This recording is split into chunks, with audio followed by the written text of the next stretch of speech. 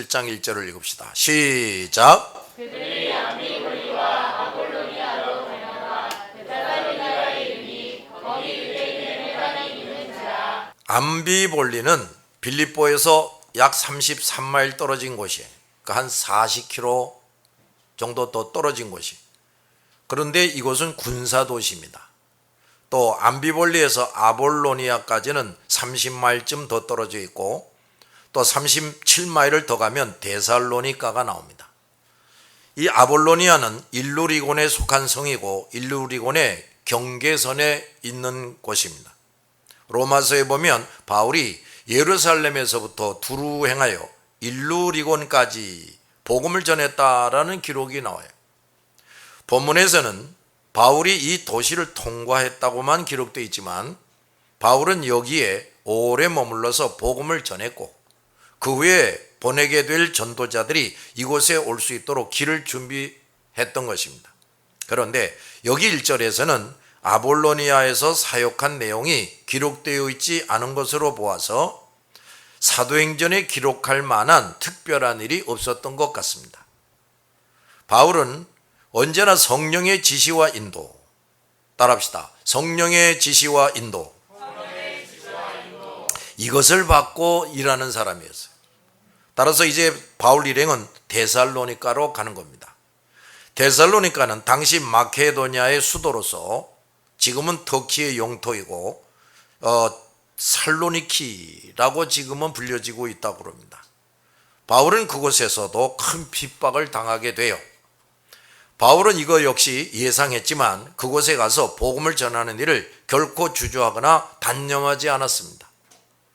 데살로니가 전서 2장 2절에 보면 너희 아는 바와 같이 우리가 먼저 빌립보에서 고난과 능욕을 당하였으나 우리 하나님을 힘입어 많은 싸움 중에 하나님의 복음을 너희에게 말하노라 그랬어요. 이 말씀을 더 잘 번역하면, 자, 다 같이 시작. 너희가 아는 바와 같이 우리가 먼저 빌립보에서 멸시를 받았다. 너희에게 갔을 때에도 많은 사람들이 우리를 대적했다.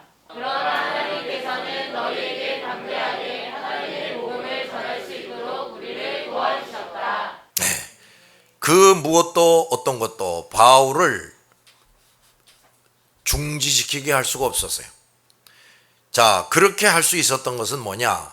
주님께서 바울과 실라에게 말씀과 믿음과 성령의 충만함을 주셨기 때문에, 주님의 손이 함께 하시지 않고 성령의 인도와 지시를 확실하게 받지 않고서는 이렇게 할 수가 없어요. 그러므로 땅끝까지 복음을 전하려면 반드시 성령의 지시와 인도를 확실하게 받는 사람, 주의 손이 함께하는 사람, 언제나 말씀과 믿음과 성령이 충만한 사람이 되어야 합니다. 자, 2절. 바울이 자기의 관례대로 그들에게로 들어가서 새 안식일에 성경을 가지고 강론하며 그랬는데, 자, 더 제대로 번역하면 시작. 바울이 습관대로 회당에 들어가서 상제역에서 성경을 가지고 유대인들과 토론했다. 습관대로 먼저 유대인의 회당에 들어갔다 했습니다. 바울이 언제나 어디를 가면 먼저 유대인의 회당으로 가는 것은 이건 주님의 명령이기도 했어요. 바울이 암비볼리와 아볼로니아를 지나쳐 갔다고 기록된 이유 중에 가장 중요한 이유는 거기에는 유대인의 회당이 없었단 말이에요.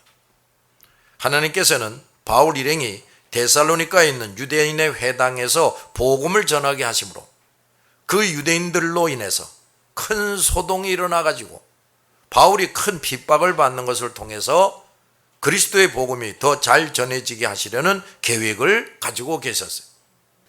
성경은 이렇게 사람으로서는 도저히 알 수 없고 알기 어려운 뜻을 정하시고 이루십니다. 그러므로 성령의 뜻에 따라 정확하게 일하려면 반드시 성령의 인도와 지시를 받아야 돼요.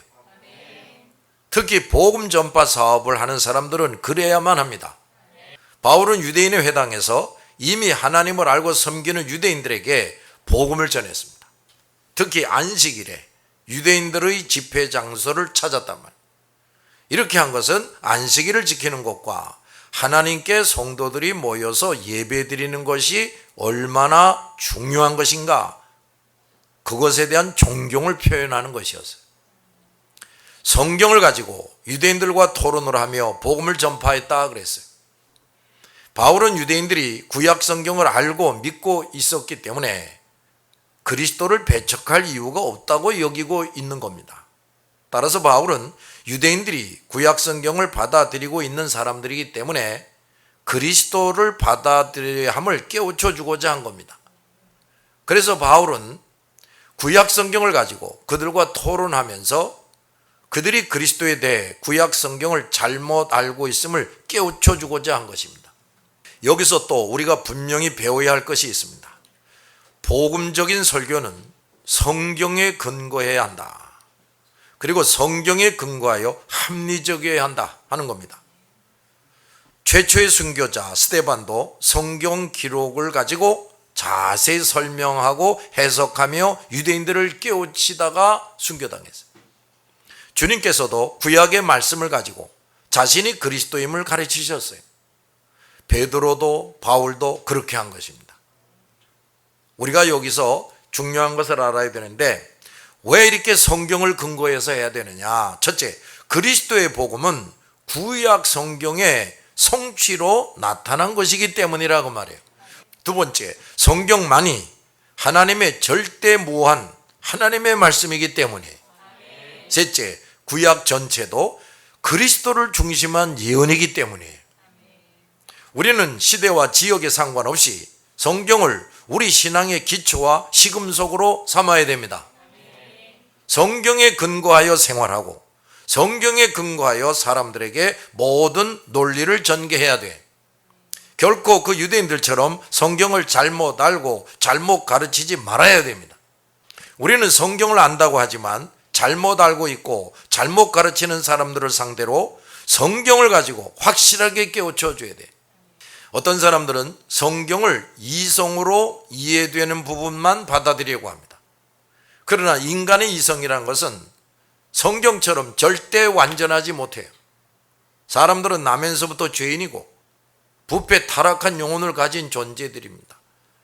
이성이 동물과는 다르게 판단하고 선택하게 해주지만 그것이 하나님과 하나님의 말씀을 제대로 이해하고 깨닫게 하기에는 너무 불충분한 것이다. 그래서 반드시 성령에 의해서 거듭나야 됩니다. 성령에 의해 기록된 성경을 성령에 의해 정확하게 깨달을 수가 있어야 돼. 성령의 도우심이 없는 자는 누구도 성경과 하나님의 말씀을 깨달을 수 없고 믿을 수가 없습니다. 그러므로 가장 지혜 있고 이성이 탁월한 철학자들이 어느 정도나마 하나님과 우주의 생성, 이것이 유지되는 것들에 대해서 좀 알았어요. 철학자들이 워낙 머리가 좋은 사람들이니까. 그런데 그 이상은 결코 알 수가 없었단 말이에요. 이렇게 성령에 의해서 거듭나고 예수 그리스도를 확실히 알고 믿게 되어서 하나님과 성경을 성령에 의해서 정확하고 상세하고 충분히 깨달아 하는 사람들은 어떤 불신자 우상 숭배자들의 신과 가르침에 대해서도 싸워서 이길 수가 있습니다. 바울이 유대인뿐 아니라 그 당시 각종 철학에 심취한 유대 종교에 빠진 사람들을 모두 상대해서 성경을 가지고 복음에 대해 설명하는 것을 누구도 당해낼 수가 없었어요. 바울은 3주간에 걸쳐서 성경을 가지고 유대인들과 토론했다 그랬어요. 바울은 1주간 동안 그들이 깨닫지 못하면 다음 1주간 또 계속해서 열심히 토론하며 가르쳤어요. 그래도 깨닫지 못하면 또 1주간 열심히 가르쳤어요. 우리 그리스도인들은 그 죄인들의 완악함과 교만함과 무지함이 깨지고 그들이 그리스도를 영접하기를 참고 기다릴 줄을 알아야 돼. 그리고 그때까지 성경을 힘써서 그들을 가르쳐야 됩니다. 그러나 바울이 그렇게 했음에도 불구하고 그 유대인들 중에 대부분 종래 그리스도를 영접하지 않았어요. 그러할 자들이라 해도 바울은 3주간이나 열심히 복음을 가르쳤던 것처럼 우리도 그렇게 해야만 한단 말이에요. 소수만이 그리스도를 영접합니다. 그리고 그들 중에서 또 더 적은 수의 사람만이 끝까지 견디고 이기고 남아서 구원 얻게 된다는 것을 우리는 기억하고 있어야 돼요. 3절 시작.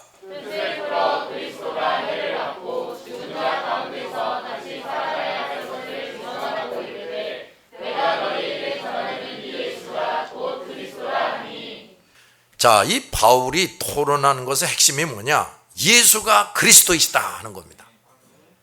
바울은 언제 어디서나 일관되게 이 진리를 선포하고 그 뜻을 풀고 증명했어요. 바울의 논증 방법은 참으로 본받을 만합니다. 그는 말씀을 전할 때 자기가 전하려는 내용을 아주 잘 알고 있었어요. 또 확신하고 있음을 보여줍니다. 따라서 그 복음을 전함에 있어서 어떤 사람에게든지 주저함이 없이 증거했고 또 어떤 저항도 두려워하지 않고 담대하게 전했습니다. 바울은 이 주제와 핵심을 전할 때 예수 그리스도가 해를 받고 죽으셨다가 다시 살아나야 한다는 것을 증거했어요. 예수 그리스도께서 죽으셨다가 다시 살아나는 것은 구약 성경에 기록된 예언이란 말이에요. 그것은 하나님의 백성을 구속하시는 하나님의 방침입니다. 그러므로 그리스도의 부활은 죄인들의 구원을 위한 신적인 필요성을 가지는 일이에요. 따라서 메시아가 죽었다가 다시 살아나는 것은 하나님께서 계획하시고 예언하시고 친히 이루시는 일이고 반드시 이루어져야 하는 일입니다. 주님께서도 이 땅에 오셨을 때 그 일에 대해서 구약 성경의 말씀으로 증거하셨어요. 그런데 유대인들이 예수가 그 메시아이심을 반대하는 이유가 뭐냐? 예수의 불명예스러운 고난과 죽음 때문이에요. 그래서 그들은 더욱 예수가 그리스도라는 진리 앞에 스스로 더 큰 걸림돌을 만들고 있었어요. 그러나 바울은 그들이 그런 큰 죄악을 범했지만 주님이 하신 것처럼 하나님의 선민인 유대인들이 먼저 그 어리석음을 깨달을 수 있도록 끊임없이 박해와 반대에도 불구하고 최선을 다해서 깨우친 겁니다. 바울은 메시아는 반드시 죄 없는 인간의 몸으로 이 땅에 오셔야 했다. 그가 죄인들의 죄를 다 담당해서 온갖 고난을 받아야 했다. 십자가에서 피 흘려 죽으셨다가 부활하셔야 했다. 그렇게 해서 그가 짊어졌던 죄인들의 죄가 다 사라지게 되고 그 예수 그리스도가 내 대신 죄를 지고 죽으셨다가 다시 살아나신 메시아임을 믿고 그 예수를 구주로 영접하는 사람은 그 대속의 은총을 받아서 모든 죄를 사함받아 의인이 되고 하나님의 자녀가 되고 천국 시민이 된다. 이걸 설명했다 이 말이에요. 바울은 그 모든 일을 예수께서 다 하셨다 하고 설명하고 그들이 죽였던 그 예수가 바로 하나님께서 구약 성경을 통해 예언하셨던 그 메시아라는 것을 깨우쳐 주려는 것이었어요. 그래서 바울은 예수의 죽으심과 부활하심은 반드시 있어져야만 하는 일이었다는 것을 강조하고 있는 겁니다. 이 메시아의 죽는 것과 다시 살아나야 될 것에 대해서는 누구보다도 예수님 자신이 증거합니다. 누가복음 24장 46절에 이같이 그리스도가 고난을 받고 제3일에 죽은 자 가운데서 살아날 것이 기록되었다. 예수님이 친히 말씀을 해요. 예수님은 이 땅에 오셔서 친히 자신이 메시아이심을 확증해 주셨습니다. 목사와 지도자와 전도자들은 예수가 그리스도이심을 설교해야 돼요. 모든 사역자들의 가장 주된 임무는 사람들을 이끌어서 예수 그리스도와 만나게 하는 겁니다. 그 무엇도 이 일을 조금 더 손상되게 하거나 흐려지게 하거나 애매하게 해서는 안 됩니다. 그러나 사역자들이 예수보다도 자기와 자기의 가르침으로 사람들을 이끌고 있다고 말해요. 인간의 지혜와 아름다운 말과 매끄러운 말, 부드러운 말들을 아주 멋있게 해가지고 예수 그리스도에 대해서 말하는 것 같지만 어디까지나 사람들을 자기에게로, 자기가 만든 교회로 이끌어갑니다. 이들은 결코 죄와 벌에 대해서 말하지 않습니다. 자기를 부인하고 자기 십자가를 지라고 강조하지 않아요. 이들은 자기를 부인하는 것, 자기 십자가를 지는 것이 무엇인지도 모릅니다. 오히려 자기 교회, 자기에게로 와서 예배에 참석하기만 하면 온갖 복을 받는다고 천국 간다고 말합니다. 이들은 결코 죄를 지적하거나 책망하지 않으며 회개하라고 외치질 않아요. 그리스도를 확실히 만나고 모든 것을 그리스도 앞에 내려놓고 성별된 생활을 하게 하지 않고 사람 되는 훈련도 제대로 할 수가 없습니다. 이들은 언제나 죄인들을 앞에 놓고 위로하고 격려하고 칭찬하고 복을 빌어주는 일에는 선수들이. 그러므로 이렇게 거짓 종들에게 이끌리는 사람들은 가장 결정적인 문제가 뭐냐? 회개하지를 않는다는 거예요. 세상의 모든 욕심을 하나도 내려놓지 않습니다.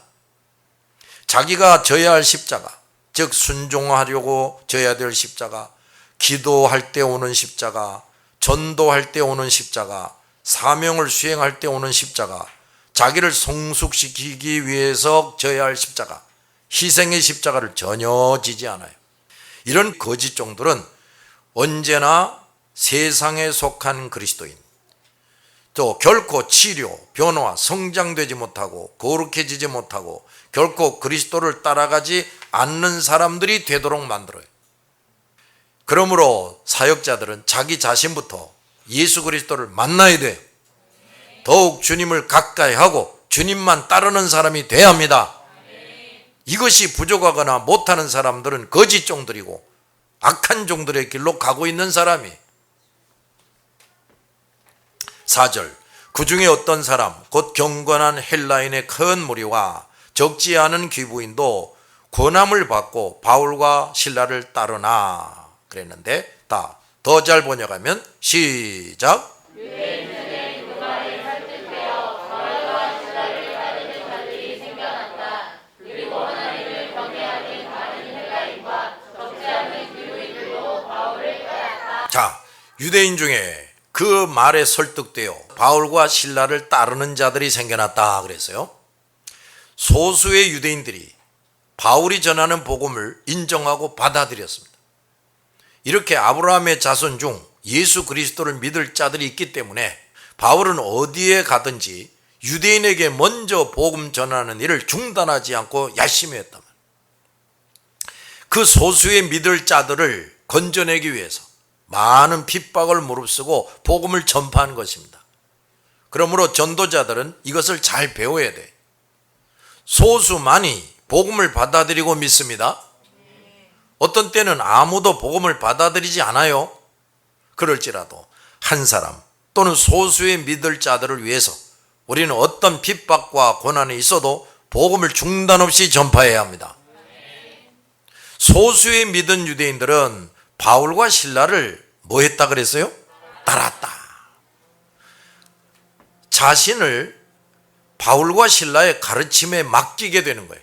그렇게 함으로 그들을 영적인 지도자로 여기고 따르게 되는 겁니다. 그러므로 예수 그리스도를 믿는 사람들은 더 충실하게 예수를 따르기 위해서 먼저 하나님의 사람과 적극적으로 사귀고 그들과 연합하기를 힘써야 돼요. 그 이유는 나는 아직도 그리스도를 잘 모르고 있고 그 하나님의 사람들, 나를 예수께로 인도한 사람들은 이미 예수를 알고 있고 믿고 따르는 사람들이기 때문이라고 말해요. 사탄도 이것을 잘 알기 때문에 처음 예수 믿은 사람들이 그 전도자와 하나님의 사람들을 가까이 하지 못하도록 가능한 한 멀리하도록 유혹합니다. 처음 예수 믿은 사람들은 이것을 잘 이겨내야 해요. 전도자들은 이것을 또 잘 알고 적극적으로 보살펴야 돼. 전도자들이 먼저 이 연약한 사람들을 가까이 해야 합니다. 이것을 잘하지 못하는 전도자들은 실패자가 되는 거예요. 하나님을 경외하는 많은 헬라인들이 바울을 따랐다 그랬습니다. 이 사람들은 유대교로 개종하고 유대인들 못지않게 하나님을 잘 경외하던 사람들이란 말이에요. 대부분의 유대인들이 그리스도를 영접하지 않았는데 이 헬라인이면서 유대교로 개종한 이 이방인들 중에는 많은 사람이 예수 그리스도를 영접했다고 말해요. 그들은 유대교와 유대인들을 통해 여호와 하나님을 알고 잘 섬겼던 사람들이, 그런데 그들은 복음을 들을 때 그 유대인들보다 그리스도를 잘 받아들였다 이런 얘기입니다. 이것을 보면 이방인들을 전도해서 여호와 하나님을 믿게 한 당시의 유대인들이 정작 자신들은 구약 성경을 얼마나 잘못 알고 비정상적인 신앙생활을 하고 있었는가를 알 수가 있어요.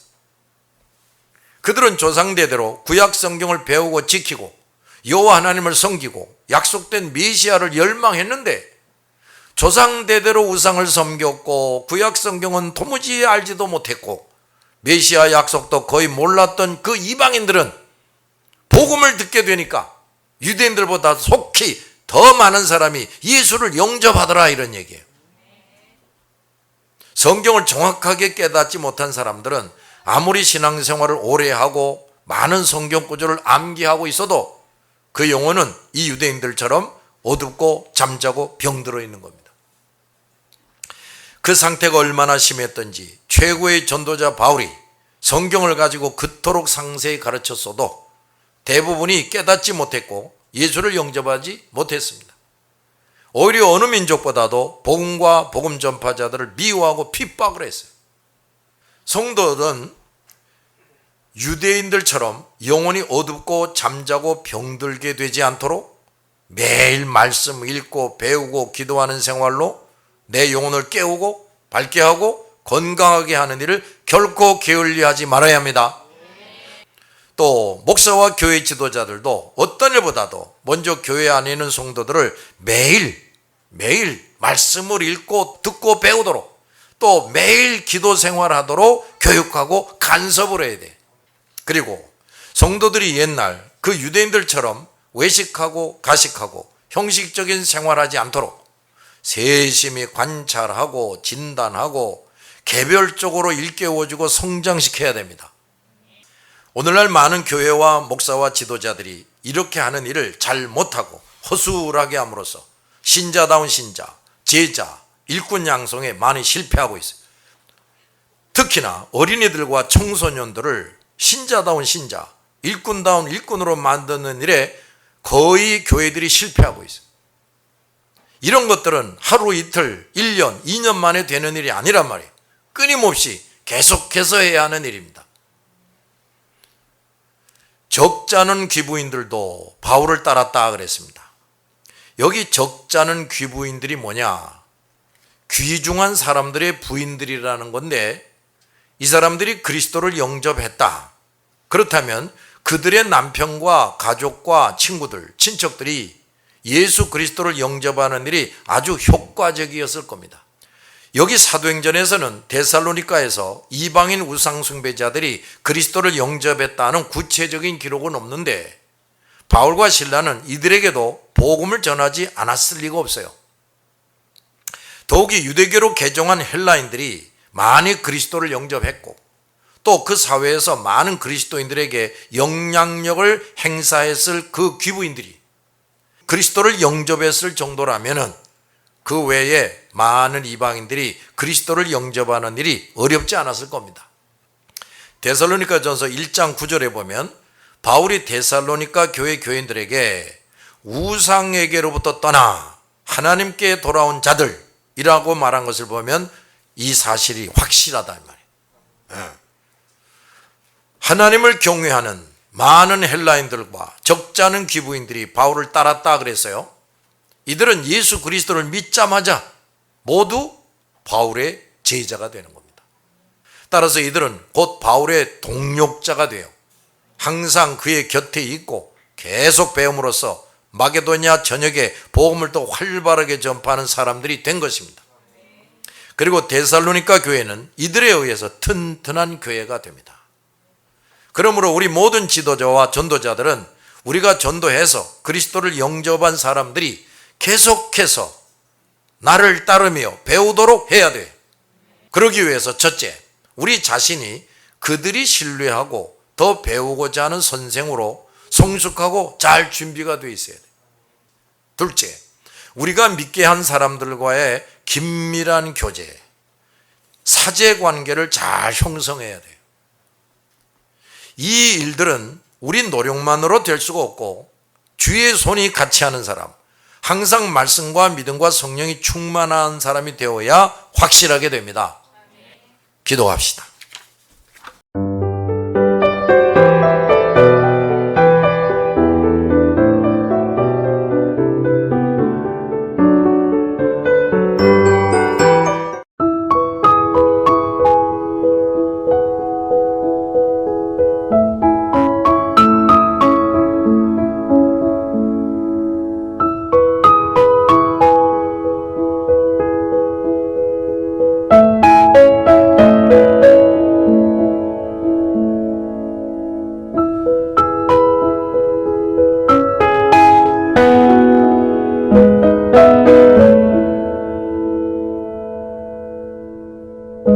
주